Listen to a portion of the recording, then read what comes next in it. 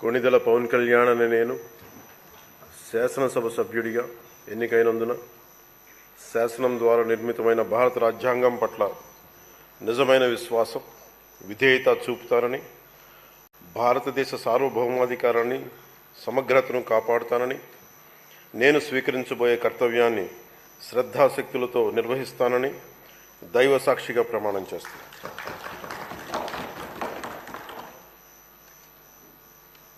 కొణిదెల పవన్ కళ్యాణ్ అనే నేను ఆంధ్రప్రదేశ్ శాసనసభ